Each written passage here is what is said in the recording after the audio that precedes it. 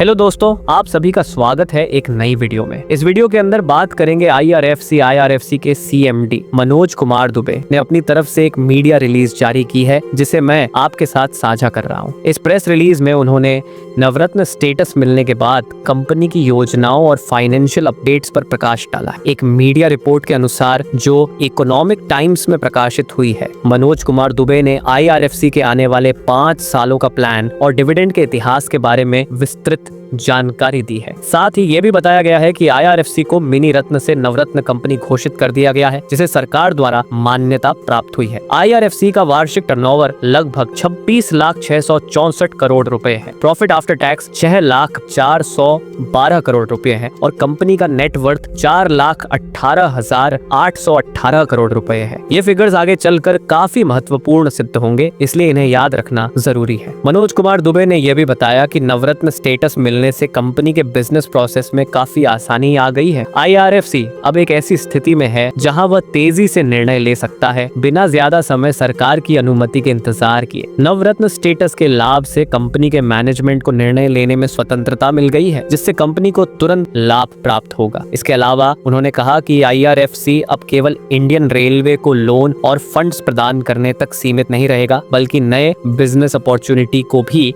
Explore करेगा। पहले IRFC railway को सस्ती दरों पर 30 से लेकर 100% तक लोन प्रदान करता था, 50 पैसे के बीच मार्जिन लोन देता था, लेकिन अब वह अपने पोर्टफोलियो का विस्तार करते हुए रेलवे इकोसिस्टम को लोन प्रदान करने जा रहा है। रेलवे इकोसिस्टम में विभिन्न प्रकार की कंपनियां शामिल हैं, जैसे इंफ्रास्ट्रक्चर, रिन्यूएबल सेक्टर और इलेक्ट्रिफिकेशन से जुड़ी कंपनियां। आईआरएफसी अब public private partnership PPP model में काम करने वाली कंपनियों को भी फंड करने वाला है, जहां 50% हिस्सेदारी सरकार की और 50% प्राइवेट प्लेयर्स की होती है। इससे मार्जिन में सुधार की संभावना बढ़ जाती है, क्योंकि कोर रेलवे कंपनियों को फाइनेंस करने में अपेक्षाकृत कम मार्जिन मिलता है। आईआरएफसी ने यह भी घोषणा की है कि उसका नया बिजनेस मॉडल रेलवे इकोसिस्टम के भीतर रिन्यूएबल, पोर्ट और मेट्रो फील्ड्स जैसे सेक्टर्स में फंडिंग करने पर केंद्रित होगा। इस मॉडल के तहत रेलवे से संबंधित किसी भी कंपनी को फंड प्रदान किया जाएगा। हालांकि यदि कोई कंपनी हार्डकोर रिन्यूएबल एनर्जी से संबंधित है और रेलवे से जुड़ी नहीं है, तो उसे फंड नहीं किया जाएगा, क्योंकि आईआरएफसी का उद्देश्य रेलवे को फंड करना है। कंपनी के फाइनेंशियल्स में रेवेन्यू और प्रॉफिट तो स्थिर है, पर ग्रोथ बहुत कम दिखाई दे रही है। रेवेन्यू में लगभग 2.545% और प्रॉफिट में केवल 0.1% की वृद्धि, जबकि हम 10 से 12% ग्रोथ की उम्मीद करते हैं। इसी कारण आईआरएफसी को अपने बिजनेस मॉडल में बदलाव करने की जरूरत महसूस हुई है, ताकि आने वाले 3 से 5 सालों में कंपनी के फाइनेंशियल्स में बड़ा सुधार देखा जा सके। डिविडेंड अपडेट की बात करें तो आईआरएफसी अब तक 1.27% डिविडेंड प्रदान कर चुका है और अब तक कुल 8 बार डिविडेंड दिया जा चुका है, यानी हर साल 2 बार डिविडेंड मिलता है। उदाहरण के तौर पर 2021 में फरवरी और नवंबर में, 2022 में सितंबर और नवंबर में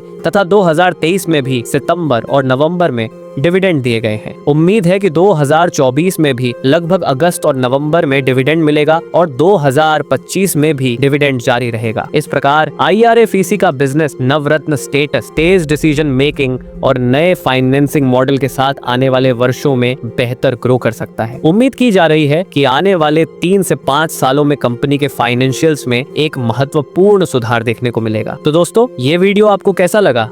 कृपया कमेंट सेक्शन में बताएं। अगर वीडियो पसंद आया हो तो लाइक करें। अगली वीडियो में फिर मिलते हैं।